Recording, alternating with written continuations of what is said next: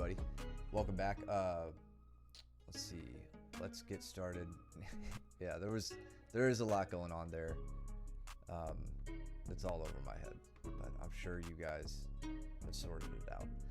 All right, we're gonna get into Monday night's footage, which a little slim, at least on the rounds. I For think Monday. Huh? For a Monday, it was very slim. Yeah. Yeah, I feel like maybe people were a little beat up from the weekend and were taking it easy. And big shout out right off the bat. I mean, they're already off screen, but we got Aiden over here, right at the left-hand side of the screen with Jesse, two of our new students.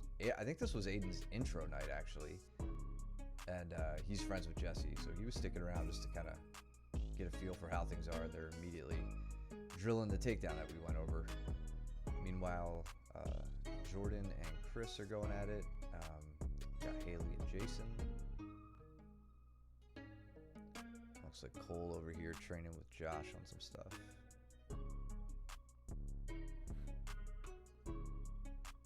Jordan, I really don't want to see you reaching through the legs like this. Chris has a crucifix position when you dive in between the legs like this. This is a really good setup for a crucifix. And he's setting up the back take here with a trapped arm. Just generally not a good idea to do that. Normally, if you're gonna I can't think of a good reason other than like a fireman's carry or, a really high crotch single to go in between the legs like that. Yeah, something really dynamic. It's always on these late panic shots where people tend to make that error. Yep.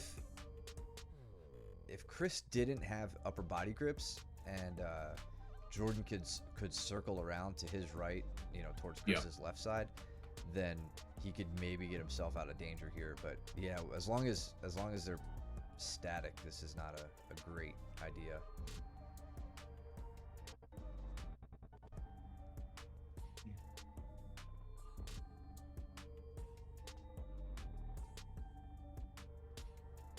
Chris, meanwhile, doing a good job taking advantage. It looks like he's got everything tangled up top there. What is he going to do? Look at Jordan. Yeah. Jordan is not making it easy. No, great job keeping the elbow down. Yeah. Awesome job surviving that. Good. Yeah, so I think Chris had an opportunity to go to a rear triangle here. If he wanted to, he needs to get to his left side since his left leg is the one that's over the shoulder and trapping the arm, and he's riding up so high on the body. If he got to his left side, he'd be able to start really be threatening with the rear triangle. But as long as Jordan's there, trying to get over a leg, right there is where he's safe. Yep. He's pretty much scot-free at this point, at least as far as the back take is concerned. Yeah.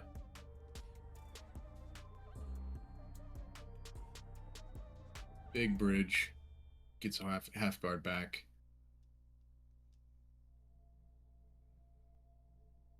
Oh, meanwhile, I'm just fighting with the TV up top. Yeah. And then you're about to wreck our ears. Oh yeah. Everybody keeps switching the audio on the TV, so every time I switch it back, I play music and it's like maximum volume. Whatever, I'm already going deaf. I'm old, so I don't care.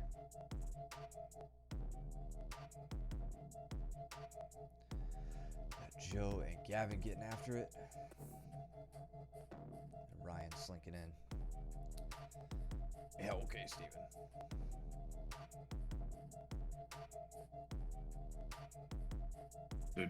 Jordan using the thread of the Darce to try and pass the guard.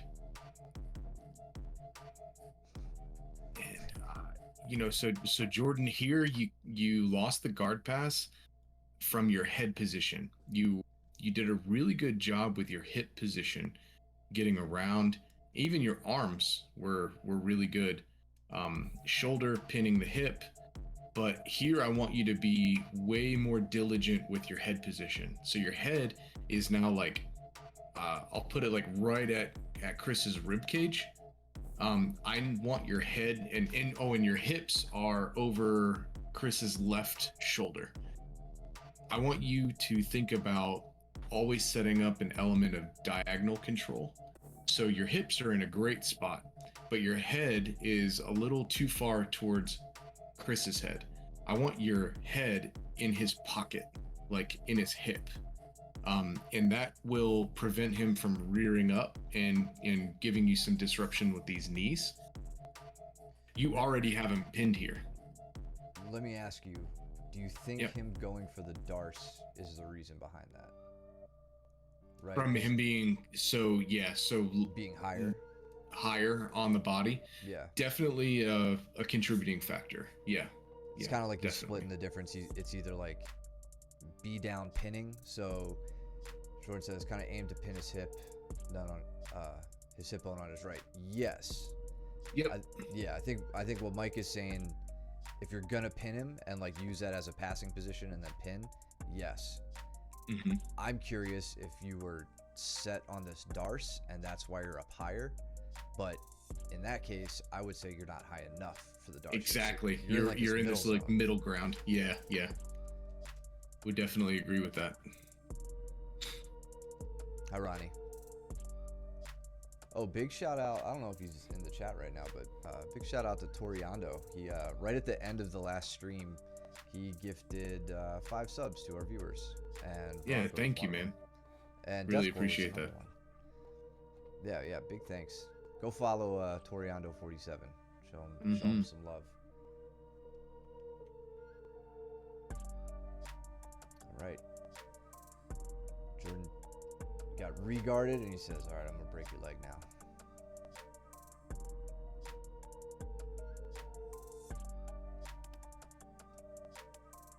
But I like the initiative that you were showing on that, Jordan. We definitely, if you are interested in going more into the leg attacks, we can definitely shore some of that up because there's some transitions there, right, to where you weren't able to get that left leg up onto the hip, into like that ashigarami, but we do have X guard that you can transition to, reverse X guard.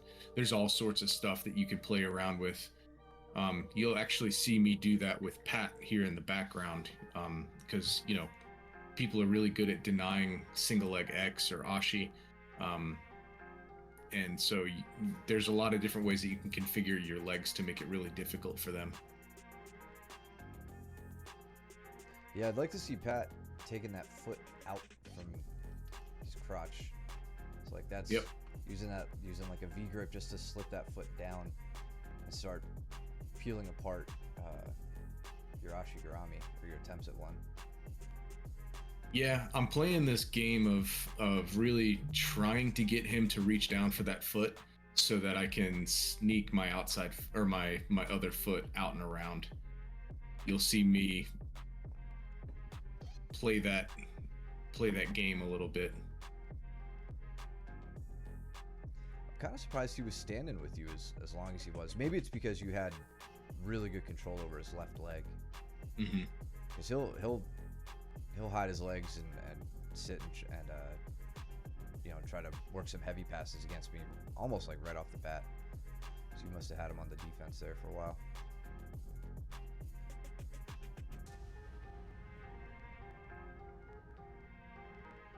Yeah, I feel fine. What's up? You look a little red. Oh, You look very red. Let's see if I think it's this shirt. I was looking at that in the thing. Tanning, but yeah, totally. I gotta lay off. Yeah, I mean, I got you do look really red. I don't have anything on other than the chroma key to get rid of the green screen, which Maybe I'm just even that's a little wonky. red day. Red's not my color.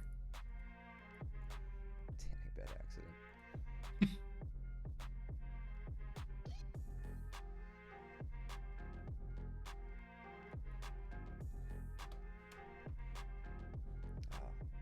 almost in on a Kimura. What? Sorry, I was trying to de-redden you.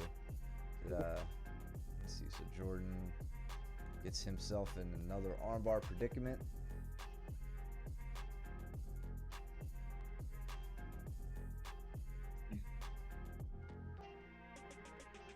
There it is. So, I'll mention this now. I was talking about this with Gavin later that evening as well. With armbar escapes, I find that when I can tell that they don't have a grip anywhere above my wrist, right? Anywhere up here, and I have the full ability to rotate my hand, they are further from finishing the armbar than they might think they are. When I feel like Chris has, that sort of grip on my arm, that's when I'm pretty comfortable in first practicing turning towards them, trying to slip my elbow down between the heels. And if that's not working and my grip is starting to get compromised, when it opens on my terms, but I try to ensure that they don't get hand control by turning my hand, palm down, so that my palm would be facing their chest. If they go to turn it, maybe I accelerate past that and then turn it back, and I'm doing this kind of constant battle to make it difficult for them to get the grip. Meanwhile, that's when I'll transition from slipping my arm to turning escapes, hitchhikers, things like that, or taking the time to take the cross-facing leg off of my face, either pushing it down my body or splitting it and coming up and fighting out of a possible triangle, or even just like taking it over my head, planting my feet, and like kind of hiking backwards over their leg, giving up mount possibly, but also really just untying the control that they have over my arm. So play with that with a partner you trust, who's not going to like slam it home if they get the control of your hand. But you can just kind of start to get a sense for when your arm is safe, even though it may feel isolated. It's going to take reps of that to feel comfortable. But it's it's the same thing with leg locks.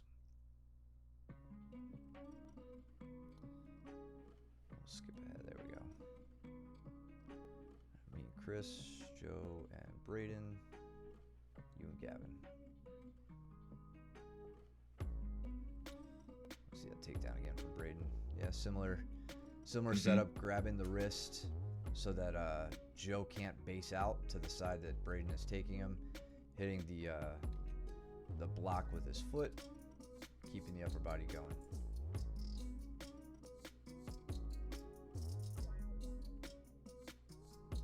We got Jason and Caleb here too. Oop. Now Haley and Danny.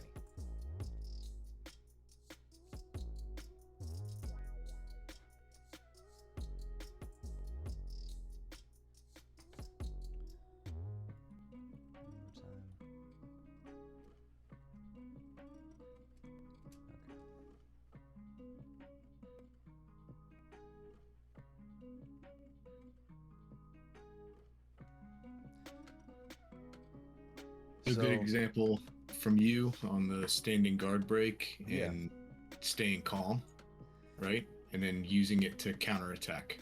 Yeah, and I'd like to contrast that with something Danny did right before with Haley.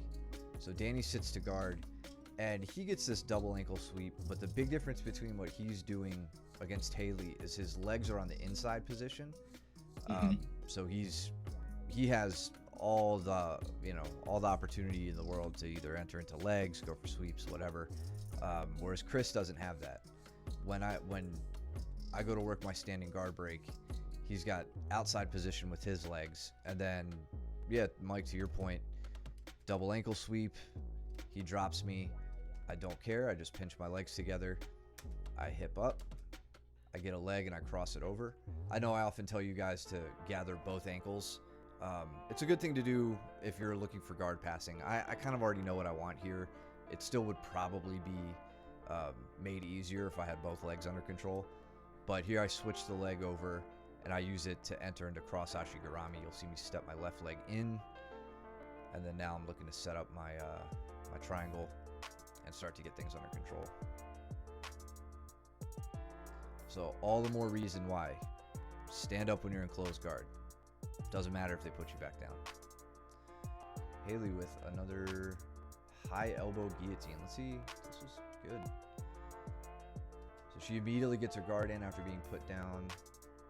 Throws it on real quick.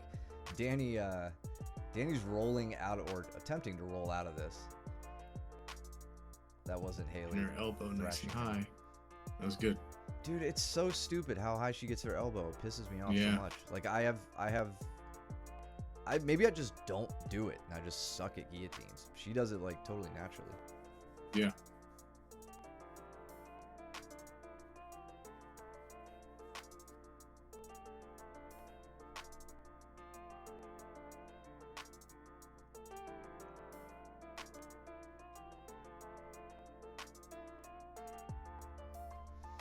Yeah. I mean, I said it. I know what I suck at. I don't know why I'm telling you guys.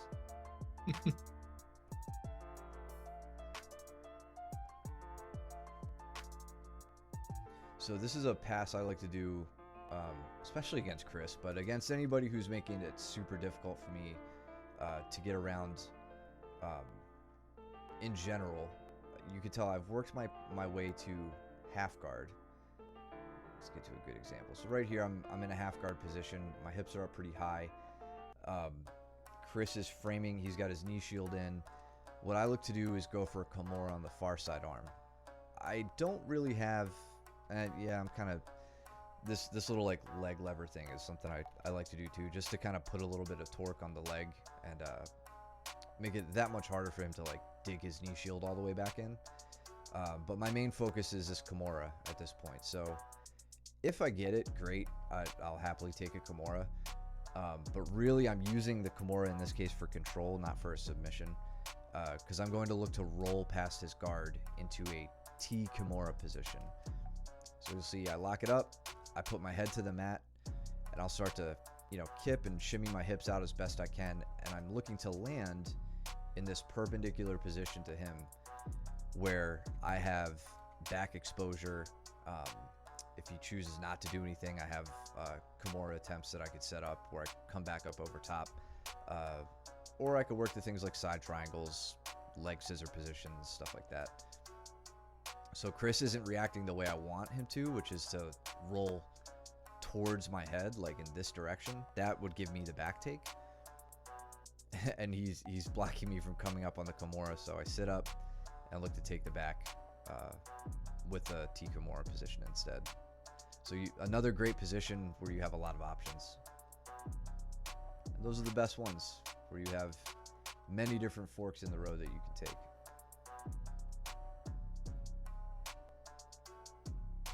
All right, Braden. You're in mount for way too long. Joe's not that big. Nope, Joe spinning the leg. Good job. There we go to a leg drag position. That was a nice little adjustment. So he gets the leg across his body, pummels his legs over and behind.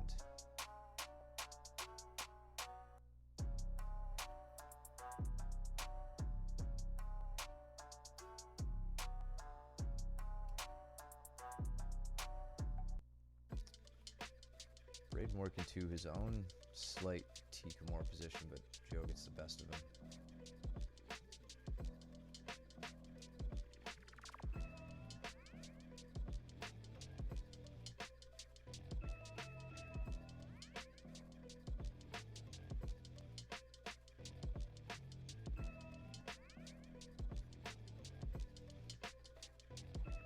Wait, how did Haley skip the mount? I didn't see that. Off a sweep too. Okay. Oh, Danny sits. She comes up, takes top position. She pushes the legs through. Yeah.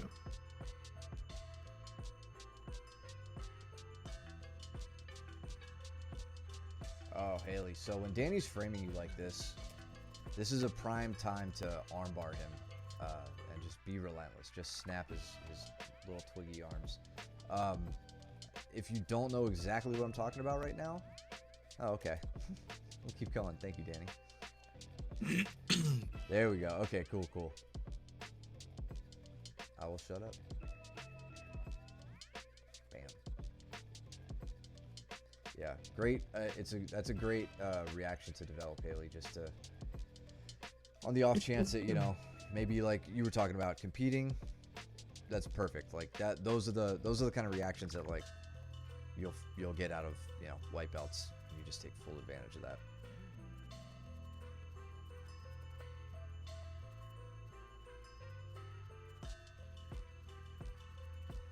Gavin in on the triangle. Looks like he's going for the wrong way triangle.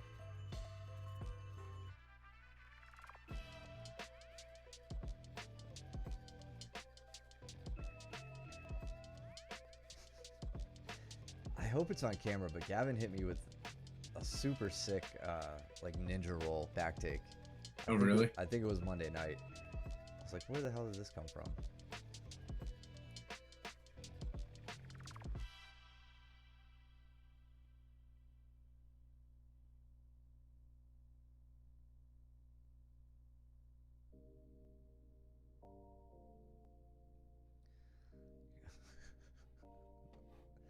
The Bomba.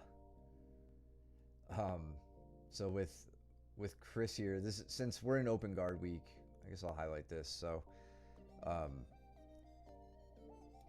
right, let's see, we start from, he gets me into a mounted triangle. My initial or my immediate reaction is to get both of my hands out. I think I sneak my hand through there and just go out the back, and I'm going to enter into just an open guard position with the double underhooks right on the pass. But Chris gets there, you know, he starts hanging his weight on my arms. He's not letting me get like his knees up over my shoulder. So this is where we have to start really fighting through this position. He's doing a good job. Like you can tell right there immediately, he gets his left knee back in. I put him over. I got past his legs, and still somehow he just manages to sneak his legs back in. We're all familiar with how tight Chris's guard is right now. But I have to start switching up between my passing approaches at this point. So I'm circling around one way, do a quick switch back where I gather his leg. This is more, I guess, more akin to like a smash pass or heavy pass, whatever you want to call it, where I shuck the leg by. I pin that far leg. You'll see me hold his ankle to the ground just to prevent what happened to me seconds ago where he got his legs back in. Still, he manages to get his with a false reap, his no left less. leg back in. Yeah, almost into a false reap position. So there was this constant battle of him like pummeling me, having to switch, pummeling in me, having to switch to another thing, and him overcoming that. That's how a lot of your guard passing is going to look. Don't be discouraged when you try one of the techniques we do in class and it doesn't work. You know, it's got to be chained together for it to be even more effective. Speaking of the acai, Josh coming in hot off of his spectacular competition weekend. And was that Danny with the, how'd you set that up, Danny? With Jordan here on the double off the wall. Yeah, so Jordan went for double overs. You know, he went for the front headlock with an overhook. And yeah, I actually get caught in something very similar later this night against Joe. But yeah, well timed by Danny. Slows down. Jordan, you just have to be quicker on the sprawl. That's, well, or you can just do that. That works too. This is Danny really digging in, driving over Jordan at this point. Jordan just takes full advantage. And then this was a fun little sloppy knee pick on Josh here with the collar tied down to the knee pick. But Josh can pretty much step out of anything like this. So I really have to make sure that we're still moving for this to have any chance of working. If I just kind of pick his leg up with my hand behind his knee, he'll just he'll put his foot back down easily if I just stand there. So this is where, you know, what we're talking about when we say those shots need to be dynamic. Those attacks on the legs from standing need to be dynamic. So circle, circle, circle. He ends up getting the leg down anyway, but I had enough of an off balance there that I could at least take a front headlock position.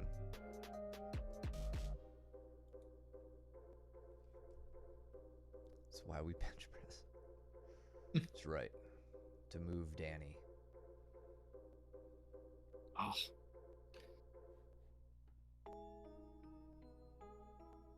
I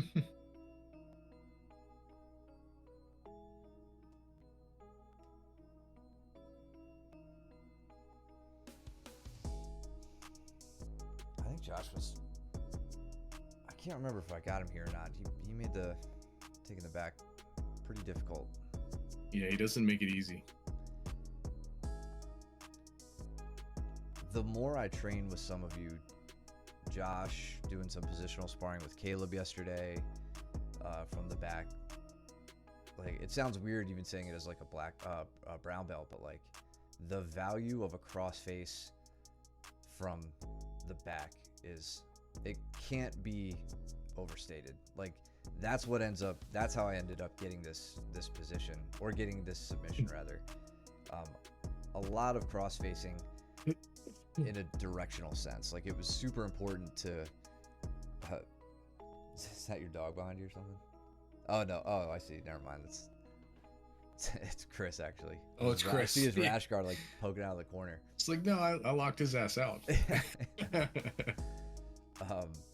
But yeah, controlling the position of where Josh was trying to go, and then simultaneously trying to expose the neck. I'm relying a lot more on the crossface these days, just because you guys are used to the whole straitjacket approach. You don't fall for it anymore. So apologies in advance when I, you know, split your lip open or something. But you guys do it to me too. No apology here. Well, suck it up. You're the one who's always bleeding anyway, so. Hey, it's exactly.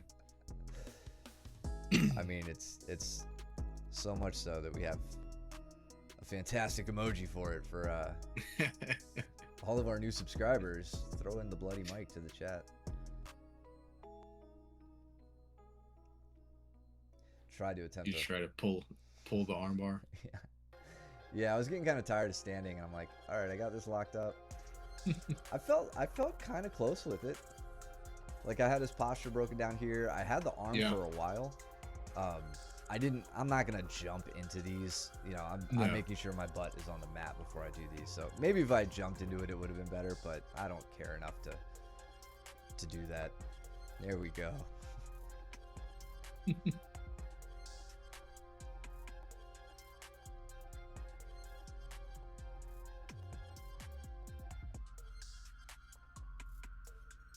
It was like you were trying to toy around with the false reap. Yeah, it was. Everybody's making it really difficult. They're not staying still long enough. What was that? Kicked him in the face. Until you flat foot kicked him in the face. That was nice. He had it coming, you know? I said apologies in advance. But he's doing a good job here trying to fight for inside position to establish that. I hope the next thing you're looking for, Josh, is that knee elbow connection when you're setting this up. I'm doing everything I can to prevent it. That's why I feel like that's probably the main reason why we're not seeing it right now. I'm really trying to keep you off balance and disrupt your opportunity to set that up.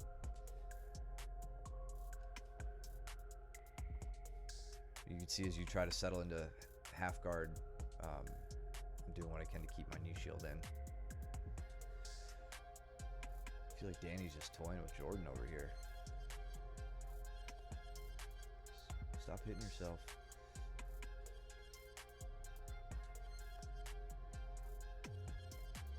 I'm going for the Darce, yeah. It's like, that's a strange dismount, but I saw the elbow creeping across the body, so figured that was coming. Caleb entering the chat with Ryan over here. So he and I have talked a bit lately about grip fighting from mount. This is good. This is good to see. Nice. Straight into the arm. Really, really nice. So let's look at what he does here. First off, riding to a high mount, making it very difficult for Ryan to get to an inside elbow position, which is the start of your elbow escape. So he's already minimized the effect of the bridge by riding up very high. He's minimized the opportunity for the elbow escape, and now he gets to take a much more offensive approach. So here he's putting some pressure on the hands. Looks like he's kind of biding out time, waiting to see which one he wants, and he goes for the right arm, and 2-on-1 puts it to the mat, drawing the reaction from Ryan to turn towards it and take what he really wanted, I assume, which was the left arm. Gets his chest behind it. He's got, the hand assist, with the grip here, but that's not an especially strong grip. It's just enough for him to get his chest behind the tricep and pin it there. So now he can switch, go for the gift wrap position. Gets that knee right up behind the head. All I thought here was that Kid was about to take the back. And I'm sure Ryan maybe felt that too. And he goes, psych, I'm taking your arm. Nice progression. And maybe the best kipping escape I've ever done on Josh. Yeah, it was solid. He did a really good dismount. And Josh, on that one, you had to be a little bit more confident in what you had here, because you did have a Darce. Like, you did have a really solid Darce attempt, if not a front headlock, because you end basically in a side control position with an overhook here. But you need to be driving Matt up onto his side, and getting your hips away from him. Turning me so that my right side is on the bottom. Right. And you do that by getting your hips away and just driving in that overhook. But see, now your hips are really, really close to Matt. And in fact, his hips are right over top of your right knee. Yeah, I'm on his leg at this point. Yeah, so this is a tough position, really bad, because he has a double leg, that he can come up, or a back take if you relinquish the overhook. Yeah, you already know what's about to happen. Yeah, the benefit of that, as I got up to here, was as soon as I just get my knees to the ground, I have his leg captured. Like his right leg captured. I just have to sneak my right knee back over. But as he starts to come up, I reach for that far leg for the knee tap double, and then drive through. Yeah, I just want to kind of call out, when you are in that position, Josh, right at this get up, you have a kneeling Haragoshi, if you will, right? This is the finishing position for a Haragoshi, Haragoshi, whatever, however you say it. So you have a lot of leverage here, as long as you kind of know which way to turn. Just wanted to call that out. And since he's got this whizzer, if I start to get upright, this is where he can definitely put me back down. Even before that, I think he can prevent me from getting up just with good heavy downward pressure. I don't think there's any reason why I should be able to post and get up. I don't know, Josh, I maybe you were being a little kind here. I'm not sure, but you could, I think you're right, Mike. He could absolutely whip me back down at this point. And and I think it's really telling the way that you were coming up. You'll watch his left hand plant in order to assist him up. That means that his weight is more on the mat than it is on you, right? Yeah. And that again just means that he's not throwing his weight into that Haragoshi type hip throw, or whatever you want to call that, and it just gives you the jump for sure.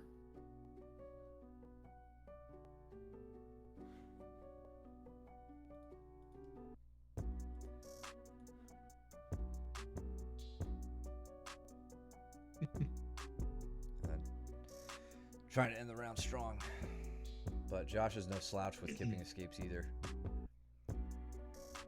which is garbage. I don't think you and I even learned those until purple belt. So Which one?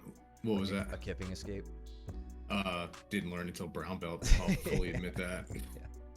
Yeah, and Josh is just like throwing us off of him with it at Yeah. white belt.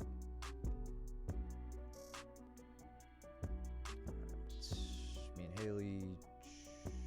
Is that you? Oh, I think you Me and Jason. Yeah.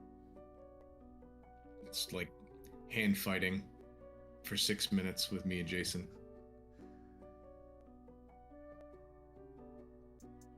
He's ridiculously hard to take down, especially clean. Like, you can't get a clean takedown on him. Yeah. And then when I do get him in an open guard, I can't get to his legs, and he strips every grip I can even attempt to make on him.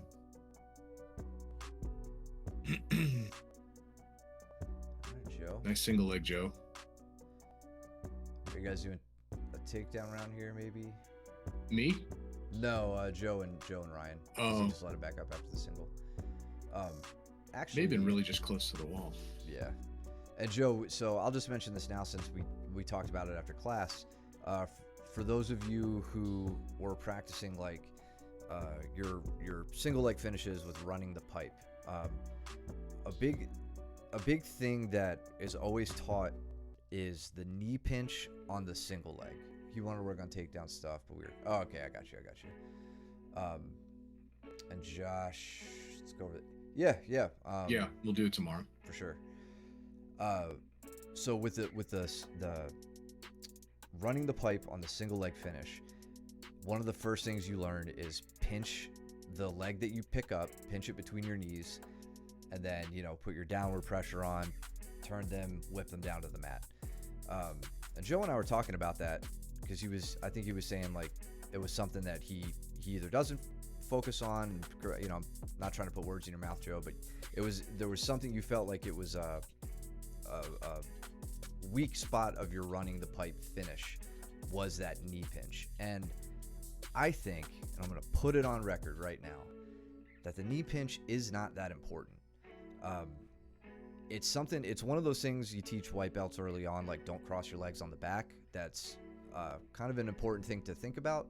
The main reason is like control. You want to pick up the leg and control it. You don't want them pummeling out to the outside. But even then, once you get a bit more proficient, if they pummel to the outside, they just give you an inside trip.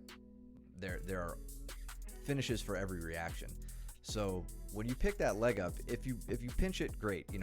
Keep it there for a second. But what's most important with running the pipe, and I don't think emphasized enough, is the downward pressure of your chest into the thigh. I want complete contact with your sternum to his quad, like the very top of his thigh. On top of the contact, I want complete downward pressure. I want you hinging at the hips. For those of you who know your way around a barbell, if you've ever done a good morning, you could think about it as the negative of a good morning, that downward hinge of the hips as you're coming down with the weight. Putting that sort of pressure onto the thigh makes it difficult for him to jump effectively and like jump backwards and circle and prevent you from getting the takedown. If you just focus on the knee pinch and the turn, they're not going to fall. They're just going to hop around in a circle. But if you spend a lot more time focusing on the downward pressure of your chest into their thigh, I can guarantee you running the pipe is going to be a much more successful finish for you if it isn't already. I'm off my soapbox. But that's just one of those white belt things that like I feel like can be cleared up as you get the move down,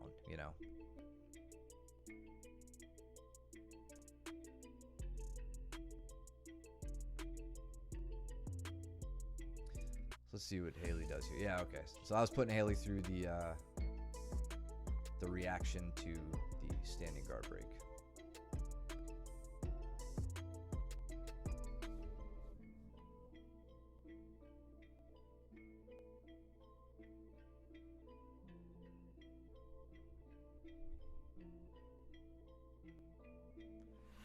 And then I think she gets me with the short choke here. Maybe? Okay. Okay, now I get free.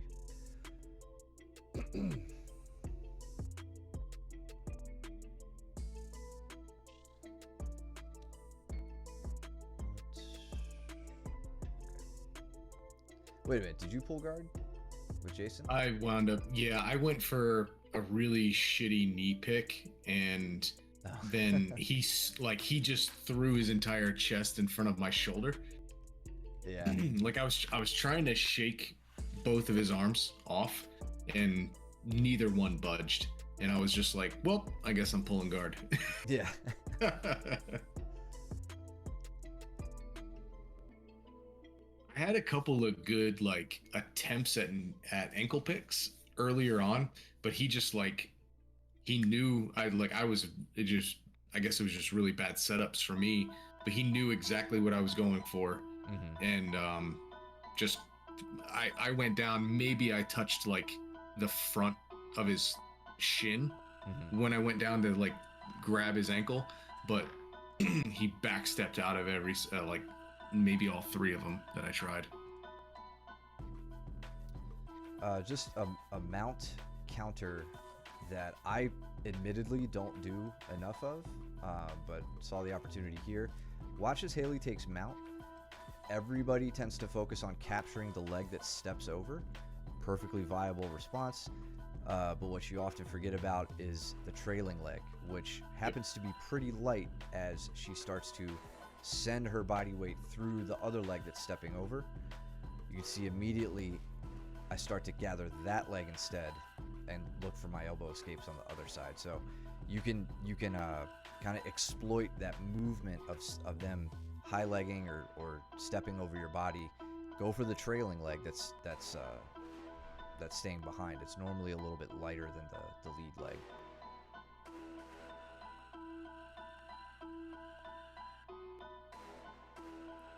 Ryan with the little level change feint. Joe with those super low single leg.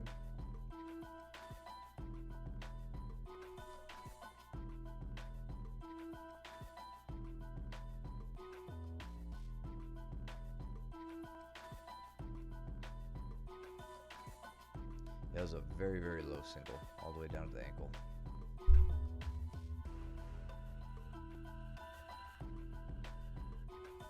What was that?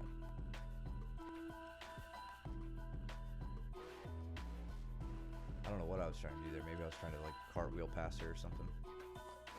You kind of looked like you were going for a Kimura at some point. Maybe I was. Okay, yeah, I was stepped over. Oh, yeah, I had hugged her arm and was trying to do a rolling pass. That's right. And she rolled up with it. Joe looking for the Seoinage there, it looked like. Mm-hmm. Oh, yeah. Trying to see where it is. He's got like a 2-on-1 grip. He does, on the wrist. Yeah. Just doesn't... Joe, you just don't change your level really low enough. You gotta That get shoulder like, underneath. yeah, you want his armpit like under shoulder. Mm-hmm. And then ideally, I mean, shit, man, drop between his legs. Like Yep. really pull him off balance. They're pretty when you hit them, man. I was just talking about that with Danny today, like, because we went over a Seoinage yesterday at Bertram's class, Mm-hmm. and don't do them unless you're really tired, and I can sense that, or you're a brand new wipeout. Like when Jason first started, I did it to him. Now he would never let me do that to him ever again. Mm-mm. In fact, I think he did it to me actually, or he did it to somebody. So Haley going up for an armbar here.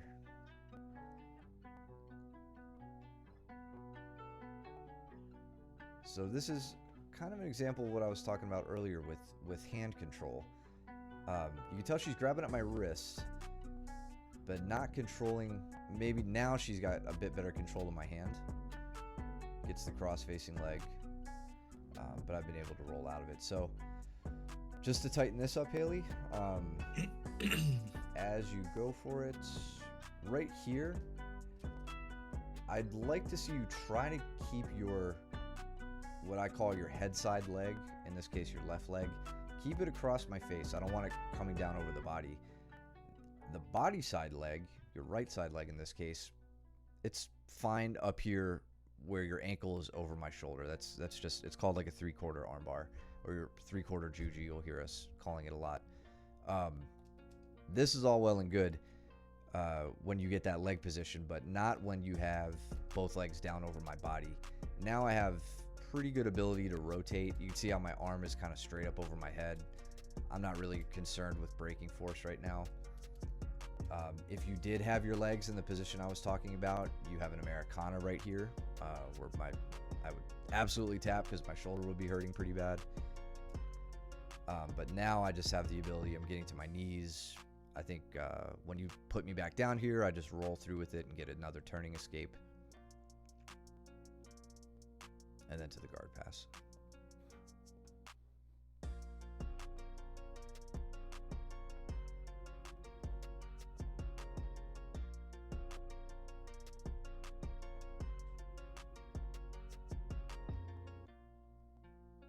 And if you want a good idea about how to control somebody's hand, I always, at least with like Kurt's boys, you'll hear me yelling at them when I roll with them. I call it the hey buddy, and it's just like when you dap your friend up and you just grab their thumb.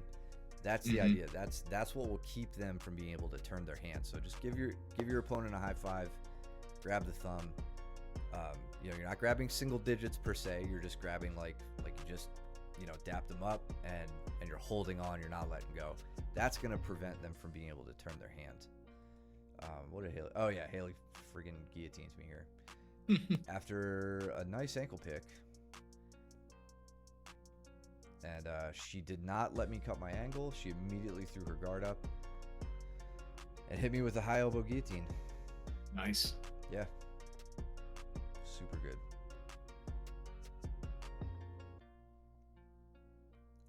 I tried to start peeling her legs, peeling the ankles open, but couldn't get it.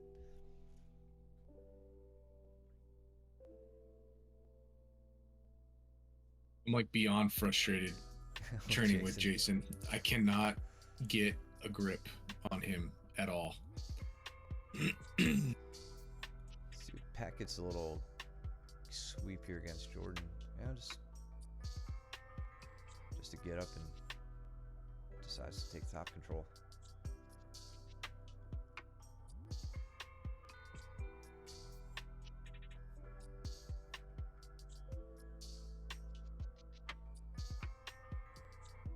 Looks like Ryan's beat up from the takedown round. Always a little extra tiring. Hell yeah, where you're supposed to be. Yeah, it was. I mean, I don't know if maybe Jordan was being a little charitable there, but I mean, you keep him away with the knee shield, and then basically just do a technical get up, not to standing, but just to a top position. Yep. I love it when it's easy like that.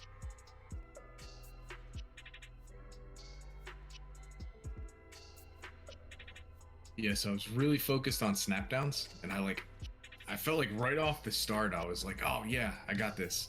So I kept trying to get this, or I went for another snap down, and I snapped him straight in my leg. And then he just comes up and picks my knee, single leg. Yeah, it was a good reaction. Yep. Drove through the hips with the shoulder. Yep. And then to boot, like I couldn't even, like I kept my knee elbow connection, but I couldn't keep my guard. So he just ran straight through my guard, and I sit here for a good bit in north-south. Hell yeah.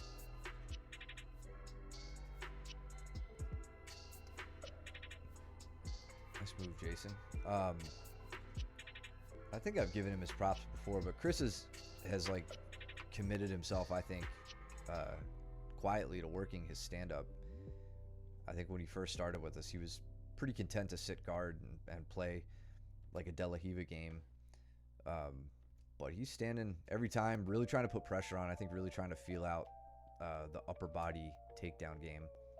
But that was a good step behind from Jason. And then just getting the shoulders back behind the base.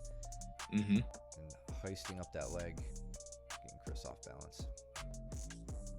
and landing past the guard, which is of the utmost importance with him.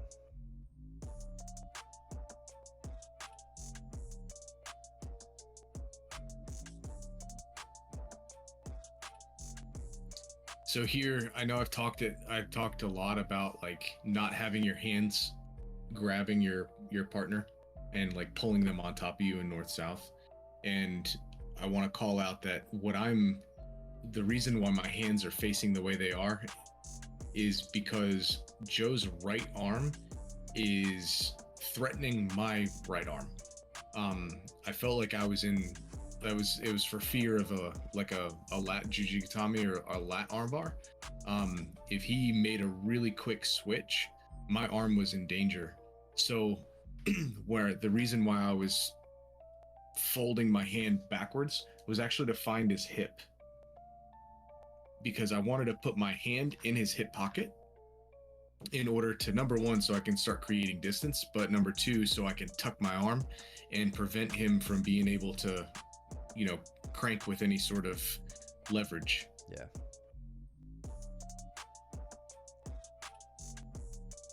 So now I found the hip and I'm like, okay, now I can start working a little bit from here. But my elbows are not in a really good spot. No, My elbows have to be, my elbows have to be inside his shoulders. So my next goal is to try and get my hips away, and then right now I'm starting to sink my elbows into a better spot, and he's fighting his way back into inside position. So this becomes the battle to get out of north-south. Jason's doing a good job here gritting his way into the back. I wish he would have kept that right hook in. I know. The left hook? Yeah, but even so the left hook, yes, right but here. then he had an opportunity to get this right hook in. Yeah, right there. He stepped over. I have a feeling he was going for like an arm bar, like yeah, I see that. Yeah, because if he steps up over the shoulder, but yeah, he could have easily stuck the right hook back in, but there he's got that in. Yeah, he's just in and out with it. Jason, definitely something to raise your awareness of. I mean, you're on the back. I know maybe you have some sort of submission you're going for here, so you're like kind of dead set on getting it, but plan B as taking the back it's not a bad spot to be.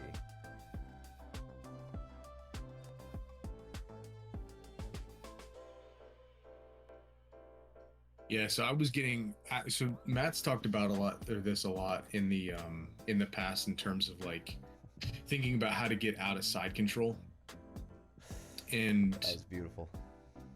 A really good building block is to think about it as like inside position, one limb at a time.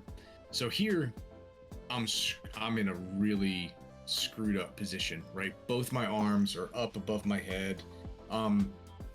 Just in a really terrible side control position, and Joe is just like covering me up, so really my focus is just to get one arm inside. So here I've established one frame, and it's in front of his throat and frame it against his cross shoulder or lat. Now I need to get my left arm in, and so I'm going to use a little bit of a bridge to get my left elbow inside his hip. And then from here, Siri didn't understand what I was saying. So from here, I'm like, I can't turn to face Joe anymore. So I actually start rolling in order to try and capture his head. And he was very committed to the top part of my body, to my shoulders, to the shoulder pin. I'm surprised how long you were inverted like that. Yeah. And so I just continued to swisher my legs back and forth a little bit and got back up to my knees. So there's always a route outside of it, like out of side control, right? Anybody, if you think that you're lost and you're getting smashed in side control, it sucks. But if you think about it as that one building a frame one at a time, then sooner or later you'll get out. Yeah. And this is just This is just really nice. So getting your butterfly hook in, elevating, coming all the way through, just to an Arimi Ashi, not even stepping through for the outside Ashi, getting the heel hook. Yeah, I needed some redemption from getting stuck in, from not getting the takedown and getting stuck inside or in north south for what seemed like forever. After that roll with Jason. Mm-hmm. Yeah. Yeah, I was saying this to the guys after class yesterday.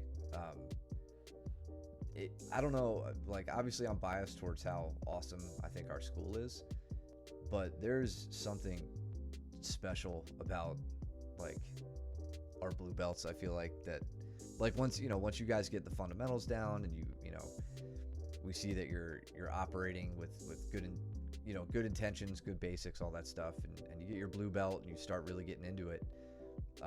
Those who stick around into blue belt, you guys become pretty difficult to handle. Like, I mean, Steven and I try to murder each other every round. He about broke me in two yesterday, like at my rib cage. I felt like my sternum was gonna just crack in two.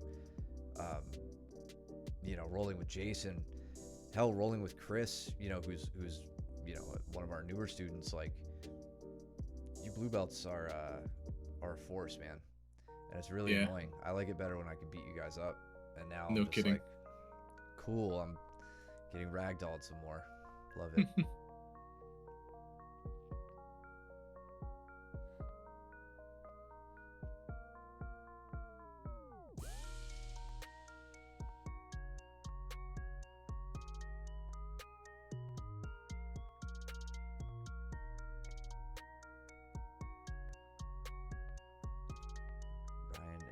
Round two.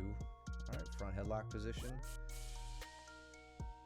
Let's see what Ryan's instincts are for taking the back. Pretty good. He's a little loose right now. Not much connection. I think Joe could easily kind of sit out from there. Haley with another armbar threat. This time with a better leg position for the head side leg. Jordan gets his arm free. Does she scoop it up to the triangle? No, but close guard. Not terrible. Jordan quick with the standing escape. What did Ryan do here?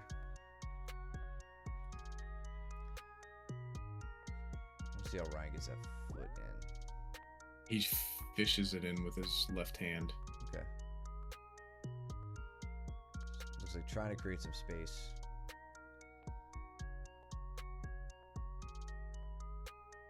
Just brute forces it in. Yep.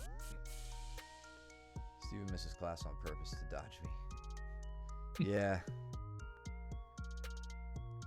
He'll text me sometimes and be like, hey, do you know if Joe Baker's going to be there? I'm like, yeah, man, I think he is. And then all of a sudden we don't see him. It's like, oh, had to play softball or something.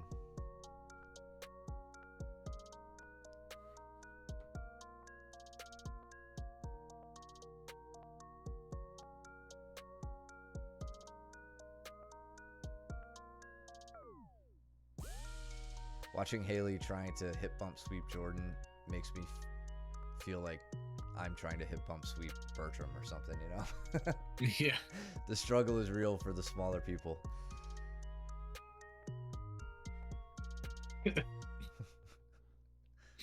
And that's not a dig at you, Haley. I feel totally incapable sometimes with the bigger guys.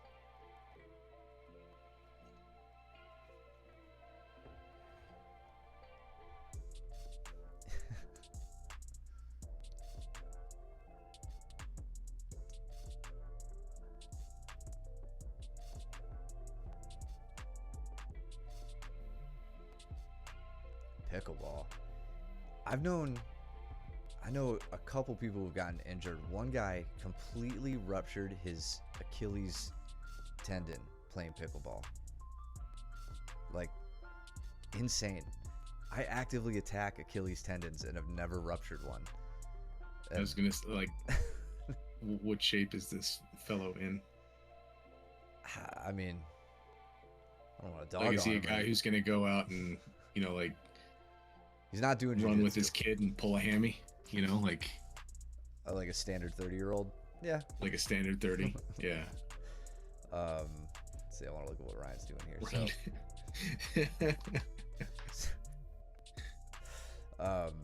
So Joe on the single leg, and I can't remember if this was, yeah, Danny went over this. Danny went over this move in class. So this was the counter to the single leg, with kind of like that 100%er grip, cow catcher kind of setup. Mhm.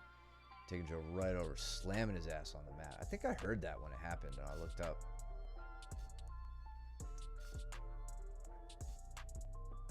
Really, really good execution. Yeah, definitely don't want to see the cradle from the front. Yeah. You know, like cradling the legs and everything. I want to see the left arm in front of the hip, blocking the hip so that you can come around into a north-south or a passing position. Ryan, if you watch the stream, I'm not sure. Yeah. If you have questions about what I'm saying, let me know. Generally, I'd say that's. I guess I never thought about that. Like cradling from the back, yeah, it's great. Like you just kind of keep them pinned up, but from the front side, it's almost like you're helping them get their knee shield back in. Yep. Where did it happen? Haley had a good reaction here. So Haley's trying to get to mount, stuck, goes to foot wedge. But then as soon as she gets pulled over, this is really good. She immediately, Haley, you do an excellent job at creating space after you've like been swept or like lost your position. It's and you do an even better job at filling that space. So as you can see your hips are further away from Jordan right now, and you're filling that space with your knees. You're basically safe here, and the more you get accustomed to leg lock entrances, you're actually pretty close to one right now. This is, nobody wants to be swept, but you certainly don't want to be swept and then mounted. So this is a really good reaction from you, getting your knees in. In this case, you use it to create some space and sit back to an open guard, it looks like. But there's an entrance there to the Irimiyashi position too that you could also use, which you could use for a sweep, a submission, a different kind of sweep, all sorts of stuff. So just good reactions. And then Gavin putting to work his mounted triangle. I think we talked about this maybe a week or two before the competition. Yep. He did this to me earlier too, and he set it up perfectly. Yeah. I really, really like this. So he gets to his high mount position. He has stepped over my arm right there. The biggest, like one of the most important details is pulling the head off the ground, like rounding their spine, pulling their head up off the ground as you go to get your, in this case, his left leg behind my head. So he pulls up. Even that little grip switch is very, very, very well done. You can see, like, this is exactly what we talk about when we say you have to reinforce your grip before you switch your grip. He takes the time, he's sitting back, he establishes his grip, switches his base. This allows him to make his leg a little bit lighter. Gavin, if you have trouble with this at all, try to lean more this way. Just, next time you're setting one of these up, if you feel like your leg's immobile, just lean your head a little bit more. You think about putting your head over your knee, and that should help you get to the spot you want to be. But he sets that up, and now he starts pulling his thigh up behind my tricep, right? Because he doesn't want me getting my arm down and hugging the leg. He starts to cut his angle around, sets up his legs, and then I remind him here, this is already tight. I'm in trouble. I'm probably going to tap anyway. But I say, hey, man, what's this thing? And he's like, oh, yeah, I got an arm bar. And I was anticipating him just grabbing my hand and hipping in, and he just instinctively switches to a lat. I'm like, all right, Mm-hmm. You got it. Yep. So yeah, working those two threats together, excellent. The triangle by itself, excellent. But yeah, look for that arm when you're doing that, Gavin.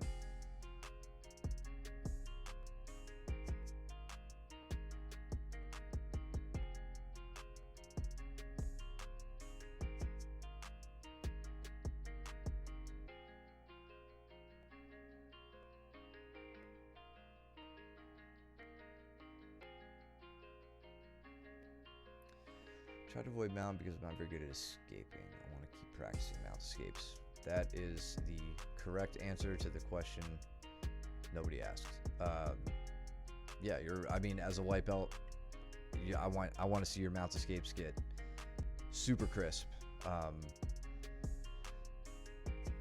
you say you try to avoid being mounted is what I imagine you're saying there. And yeah, that's generally a good rule too. Yep. Yeah, story of my life. Exactly. Yeah, no, I mean that's absolutely avoid being mounted, but the downside to getting better at mount escapes is you have to be mounted. Getting stuck in mount and trying to get out. Yeah, I mean, just by now you've probably heard me say a million times, like the elbow escape is the numero uno escape that you guys should shore up. But then from there, Haley, we could add in other things and other little details to vary the elbow escape. Joe and I hadn't rolled in what seemed like forever, so I made sure to get one with him tonight. And Caleb with the patented lateral drop. So let's look at this takedown.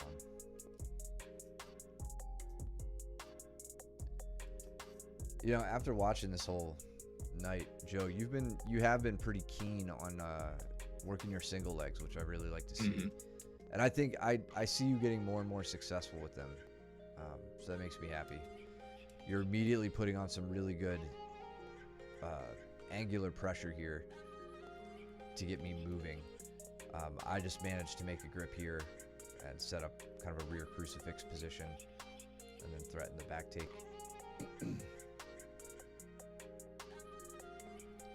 To no avail yet. Switching into a front headlock. Yeah, we got a little dog. You switch it into yeah. I hate this position because it's like we just chin whip each other essentially, or not chin whip, like chin strap each other. He's got me here, and I know I'm in trouble, so I immediately throw mine on, and now it's a battle of wills. See who can sneak their head out. I already have my base established, so I'm at a bit of an advantage here. As soon as I get my head out, it's funny too, Joe. I think in the moment I felt that happen too. Like you reached your arm up for something. I'm not sure what you meant to grab for here, but that was what gave me the out for that position. Before we get too far ahead, let's check out Braden and Jordan. So Jordan regards. And Braden sits into a nice heel hook opportunity here.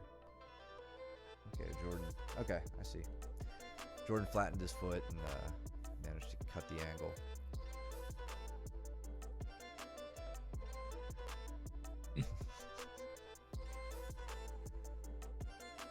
Whatever, man. You're difficult to control.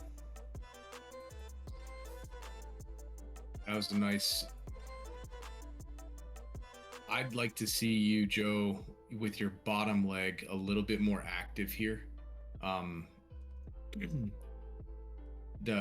You have the beginnings of a really good leg entrance with this cross shoulder post. So you build up to this cross shoulder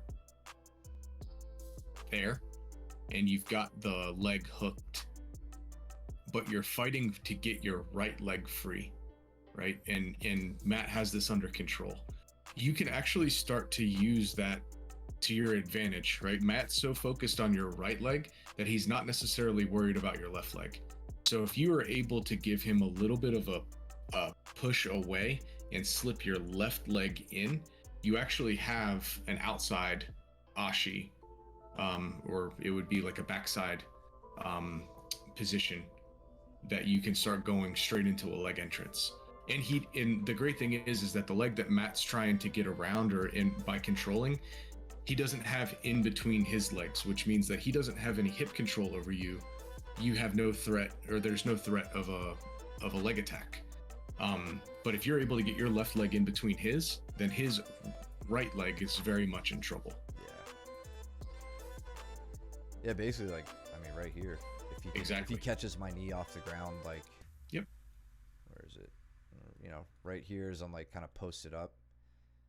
I feel like that's some bullshit you would do. Yeah, Where I feel it is. good. It's exactly what I would do. I feel good. I'm pinning you, and then, I mean, shit, right there, boom. You kind of gave it Like, to him with yeah. with this reverse leg riding position. Yeah. Yeah, his knees are pointing towards me, and I'm stepping my leg in between his like an idiot. Just putting myself in half guard, essentially. Hmm. But I get them out. But it works. Oh! And then Gavin And then calls Gavin. it. Yeah! Dude. Love it. That's Naga rules. It's Yeah. 4 for IBJJF. Yeah, yeah. Or New Breed or any of Yeah. the other ones. Naga's so weird with that rule set. Nice Sweet, Upa. too. Yeah. Yeah, never let anybody tell you an Upa doesn't work. You just gotta catch your opponent being stupid. Yep.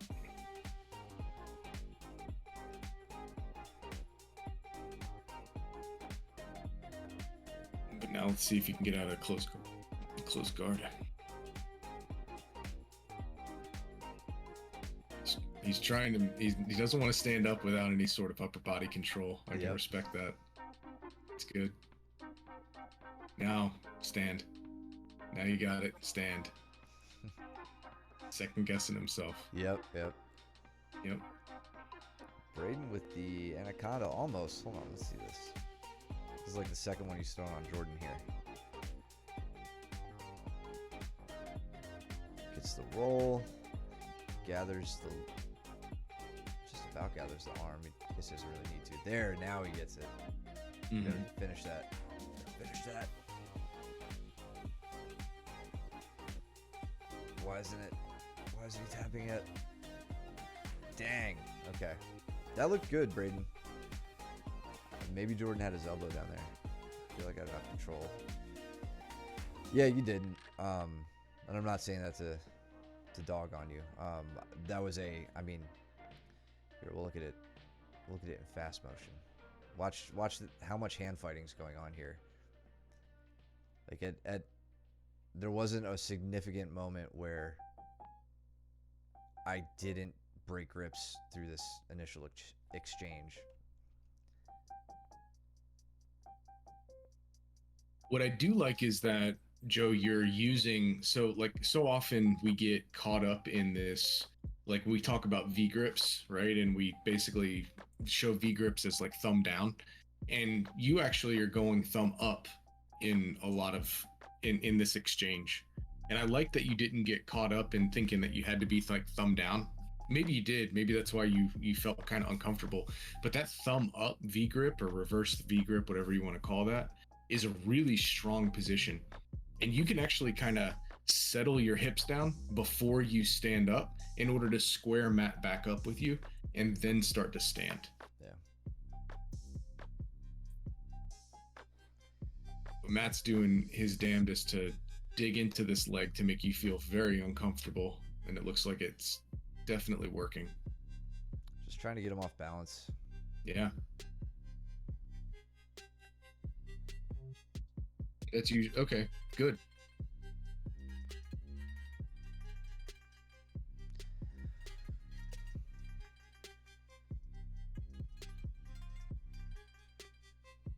I really wanted to play some of the false reaping stuff that we were doing, but like nobody stood still long enough. Josh wouldn't let me do it.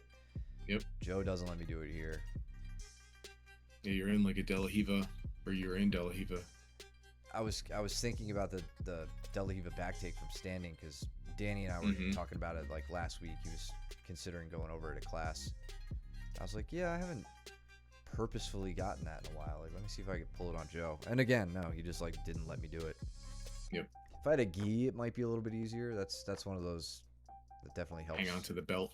Yeah, the belt, even the sleeve, you know, he could wrist roll out of everything I'm doing.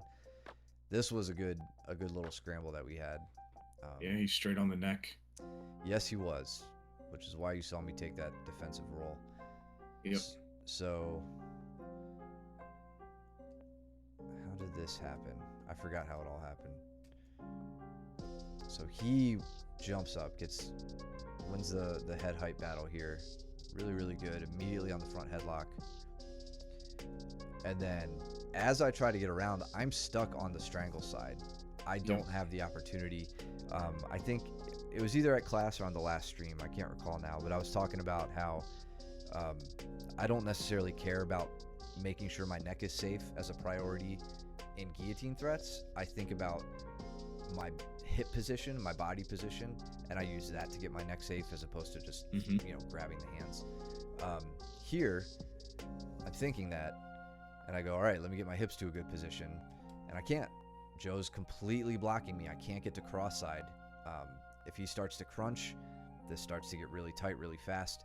The only thing I have working for me is that there's nothing, since I'm on the strangle side, there's nothing impeding me from rolling in this direction, and that's my path to escape. So I get my hips up, hit my roll, and immediately my hands go to the hips, because now as I turn back to turtle, I don't want him either hipping in on like a 10-finger guillotine. I don't want him heisting me up, pulling me up by the head and then like getting his hips to a better position. So I get the turtle. I feel safe enough. Now I could rest easy, knowing that the guillotine threat is gone.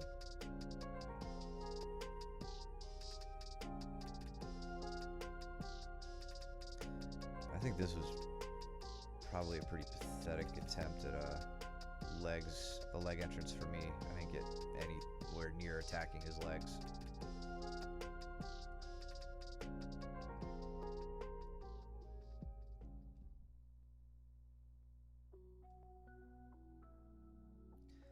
Definitely tired here. I look so sloppy in my my passing attempts. There's a lot going on in this roll. Ooh, Jordan getting fancy too with his own rolling escape on this armbar. Let's watch this. Great job. Braden flanks the yeah. Totally, Joe. Braden flanks Jordan here. Gets right outside the arm. This is a dangerous spot to be in. Starts climbing the body. Braden, nice. Yeah, that was really good. Braden, you've got to roll with that. A key skill for armbar offense is hitting it from every single angle. So right here, a belly down armbar, your opponent's gonna roll. If he hasn't tapped yet, he's gonna roll. So I need you rolling too. I need you rolling in the same direction, rolling to your left. And as you guys turn, as Jordan's back hits the mat, that's your opportunity to get this leg over his face. This is your cross-facing leg. It's not where it should be. This is your opportunity to get it. So we don't see it here. Jordan rolls, but you don't, and that's what happens. Great, you come up into mounts. Again, not a bad plan B. But I think you probably would have liked that armbar, knowing you. Mm-hmm.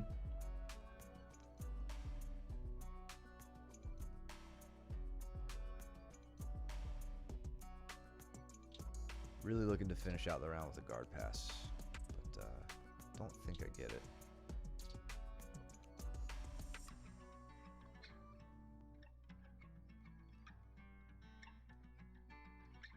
Nothing. Killer roll. Really, really fun. Yeah. Always a good time with Joe. We gotta get more of those in, bud. But yeah, great night. Again, a little shorter, but I think we did enough to drag it out like we always do. Thank you guys for tuning in. As always, we really appreciate it. Thank you, Josh. Yeah, let's see. Class tomorrow. Are you teaching tomorrow?